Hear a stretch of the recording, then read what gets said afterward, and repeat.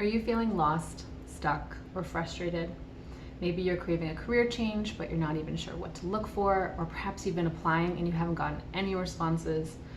Maybe you're ready to move to a new city, but you can't seem to get the resources together, or you don't even know where you want to move and you're just feeling really heavy.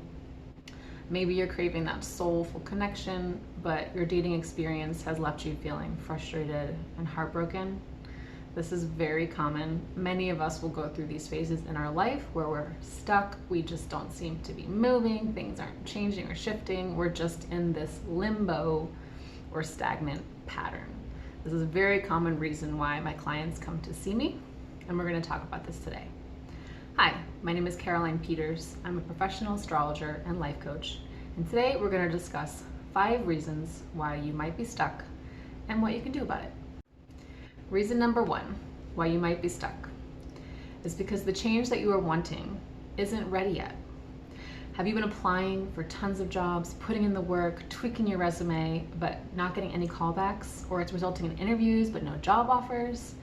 This could be because the ideal position that you're looking for hasn't opened up yet. Maybe that person hasn't quit their job yet, and so that role isn't open. If you've been looking for that ideal relationship and you've been putting yourself out there in the dating arena, going on dates, putting forth the effort, and nothing seems to be working or resulting in the connection that you want, it could be because your ideal partner hasn't moved into town yet. Or maybe they are going through a recent breakup and they aren't out there yet because they're still working on their own healing. If this is the case and you know that you are putting in the effort and you're trying, but you're not seeing any results, it's because that opportunity that you're wanting is there in the ether, in the future, near future, hopefully, but it just isn't open yet. So if this is the case, all you have to do is be patient. This is the easiest solution of all the 5 reasons, although I know easy doesn't mean it's easy. Does that make sense? Patience is not easy, but the answer is simple. Another reason why the change might not be ready yet is because you're being blocked. There's another opportunity off to the right and you're trying to go to the left. So to share a personal example from my own life, in 2018, I had recently moved from Dallas, Texas to St. Petersburg, Florida. In Texas, I had been working as a veterinary technician. I loved that job. I loved working with animals, and I was ready to continue doing that in St. Pete. I must have applied to over 30 different jobs. I tweaked my resume, I applied to all these places, I walked in and gave people my application. Nothing was panning out. I even applied to a bunch of jobs that I knew I was qualified for, like office jobs. Nothing. It was bizarre. I felt so stuck and underemployed in this new city where I was trying to build my life. Flash forward about a month later, I had this huge inspiration, energy just pouring through me to start studying astrology more in depth. Astrology, tarot, other kind of metaphysical subjects. I spent hours and hours and hours and days for about 3 months on end because I was underemployed and I could. And then a few months after that, I started my own business, White Wolf Mystic, and here I am today. So that experience showed me that the universe was blocking me from receiving any job offers because I was meant to do something else. I can see that now, but at the time, all I felt was stuck and frustrated. So the solution to this, the change that you're wanting isn't ready yet, is to just be patient. If you know that you're putting in the work and you're trying to achieve your goal, you just have to trust that the universe is working in accordance with divine timing, and that which you are craving is going to show up only when it's the perfect time, or you're being redirected to something bigger and better. Reason number 2, you haven't yet discovered what you're looking for. Now, when it comes to manifesting our goals and aligning with our purpose, clarity is really important. We can't have clarity if we haven't gone through the self-discovery process to figure out what it is that we're passionate about, what we're good at. This solution is a bit of an easier one because all you have to do is go out there, live your life, have fun, do things that interest you, stay open and curious. Go out and meet people that have shared interests and values. These will lead to connections that may help guide you along your path to finding the right job that you're looking for or the right person that you're looking for. Another reason why you haven't discovered what you're looking for is because the life-defining moment hasn't happened yet. A lot of times our purpose comes from a moment in our life that changes who we are, it changes our path, it changes our passion. For example, Mike Coots, around the age of 19, was surfing near Hawaii. All of a sudden, a tiger shark came up and bit his leg off. This was obviously a terrifying experience for him, right? He had to live with a prosthetic leg. Now, Mike Coots is an underwater photographer and shark advocate. He dives and swims with sharks on a regular basis to raise awareness about these amazing creatures. If that life event hadn't happened, would he have followed this path? Was it ultimately the path he was destined to follow, or was it something that just happened and he took that experience and turned it into something good? Another example, Robin Arpson. When she was around 21 years old, she found herself in a terrifying hostage situation. Fortunately, she made it out of the experience unscathed, but she struggled with the fear and the trauma from that event.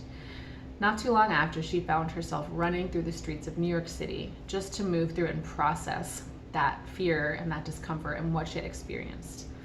Flash forward much later, she became a fitness instructor and is now the vice president of fitness programming for Peloton.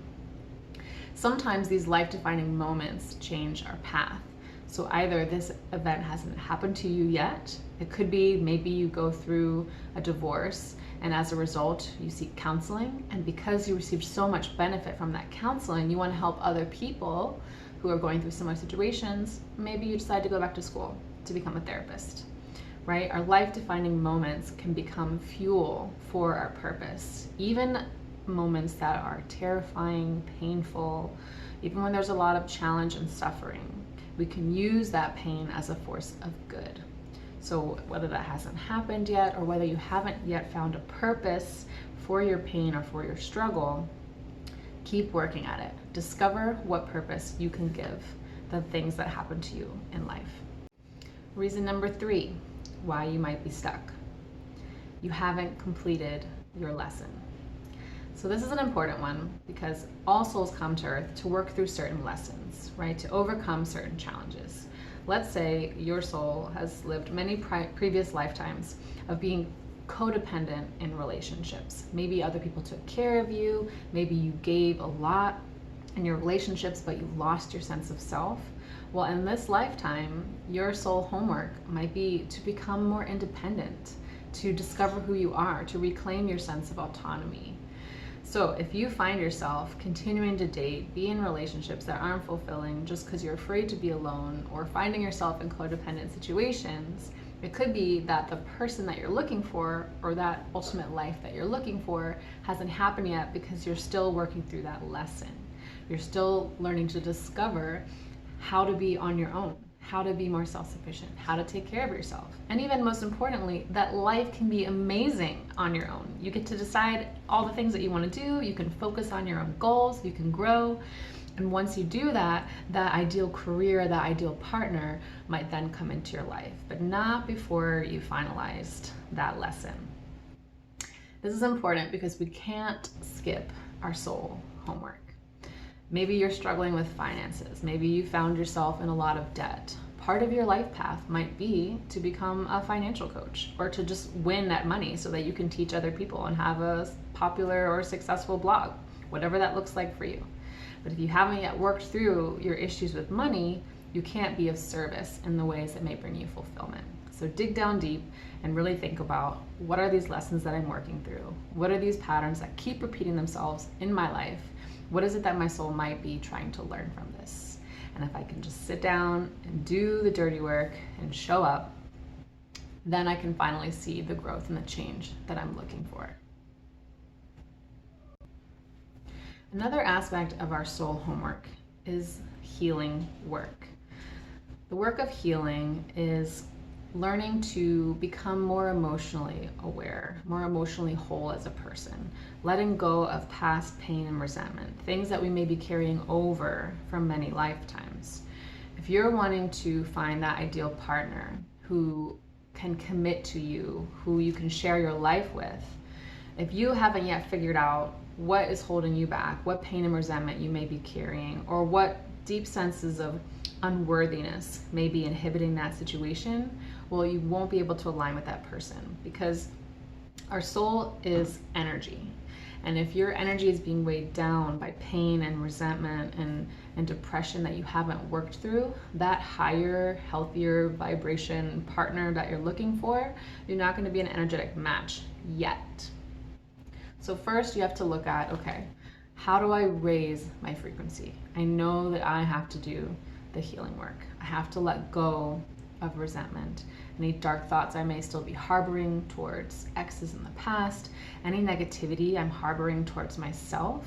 How do I cultivate greater love, compassion, and forgiveness towards myself and towards the people in my life, or towards the people from my past? This doesn't mean you have to become best friends with them. It doesn't mean that they have to come back into your life if you've set boundaries, but doing that deep healing work can open up space for that ideal situation in the future, that ideal partner, that ideal life change, but you have to do that healing work before you're ready to make that change.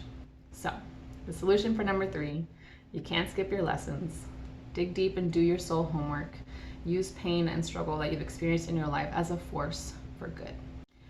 Reason number 4, why you might be stuck.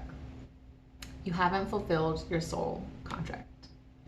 Sometimes this happens in relationships. Actually, a lot of times this happens in relationships. Perhaps you're in a job and you're really ready for change, you're ready to find that new job, but every time you start looking, nothing seems to pan out. Maybe there's a soul contract you have with someone you work with, someone that you're supposed to help, supposed to teach, or maybe they're supposed to help you in some way, and you may not realize that yet. You can't quite go to that next level, that idea, career or job you're looking for, because there's something yet unfinished in your current situation.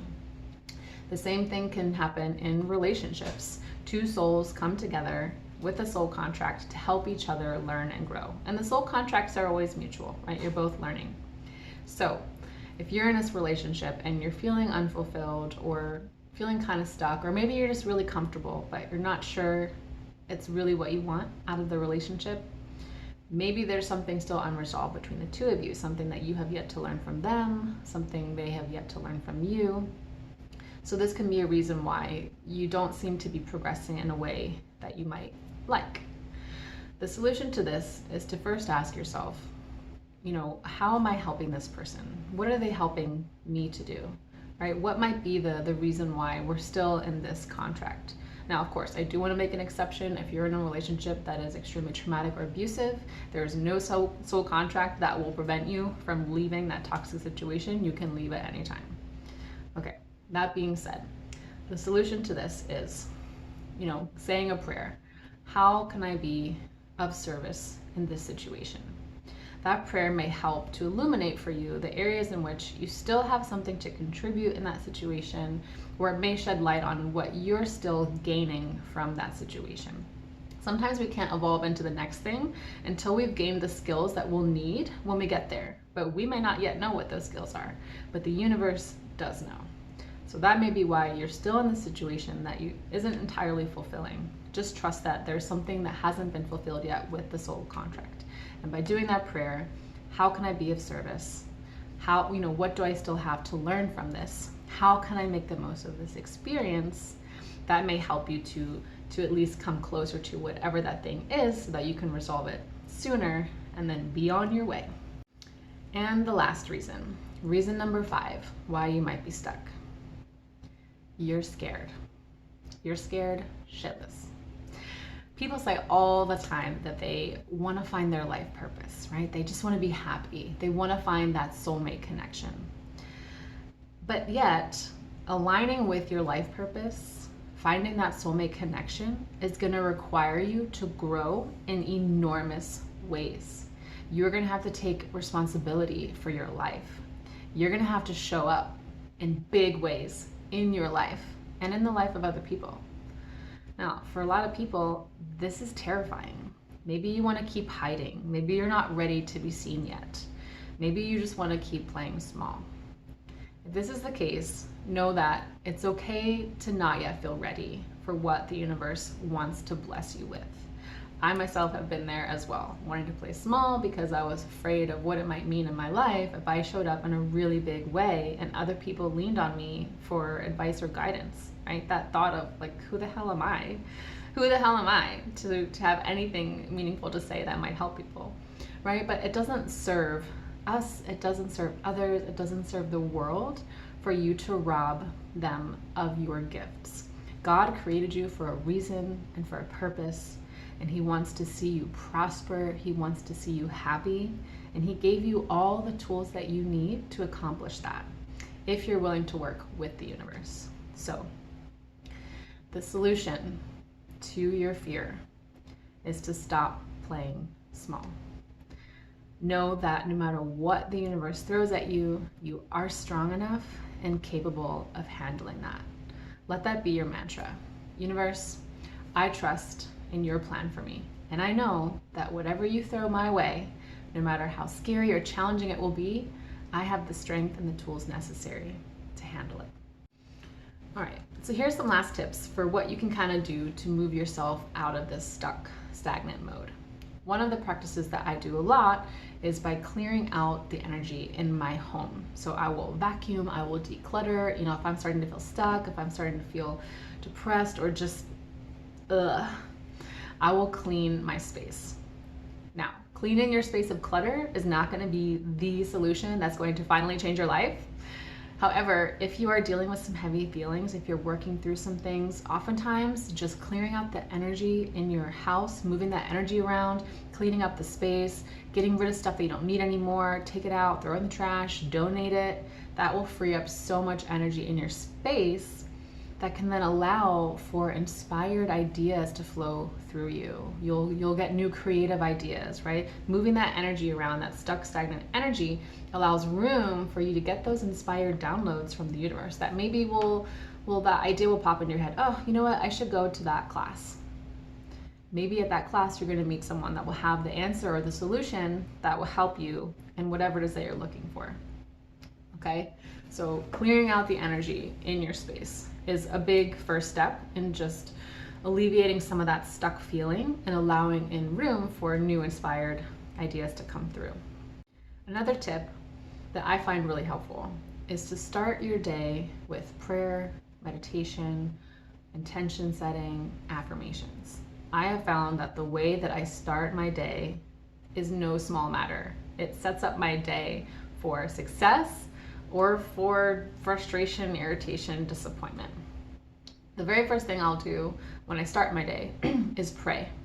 I'll pray to be of the highest service to all beings. I'll pray to be, a vessel of God's love. I will pray for the experience I want to have that day. Like, let me be fully present with the people that I love. Let me use this day to have fun and to play, if that's what I feel like I'm needing. We live in a free will universe. It's very important that everyone understands this, right? We were given free will.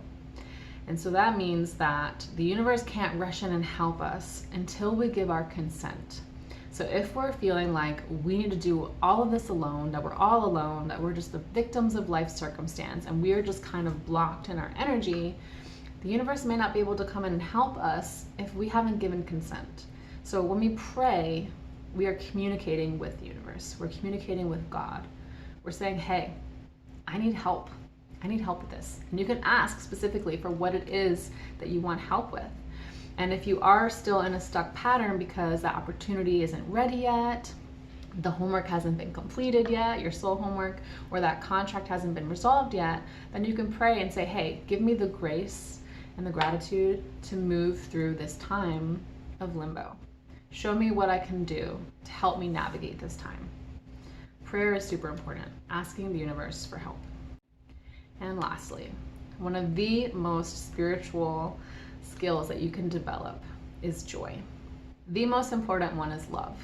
So living in love, love towards yourself, even as you may be disappointed with where you're at, love towards others, even though when there may be pain or heartbreak still happening. Love is the most important spiritual value, spiritual skill to attain, because love is what the universe is made up of. But secondly, joy. Joy is our soul essence. right? We live to be joyful. The universe is a joyful, magical place if we let it be. So keeping that in mind, going out and doing things that bring you joy, spending time with your pets, going out dancing. Speaking of pets, Saoirse is popping her head in. Going out dancing, doing things that bring levity to your life. That's another way of moving the flow of energy, moving that stuck, stagnant energy in ways that can bring you fulfillment. And that may help too in bringing in those inspired ideas.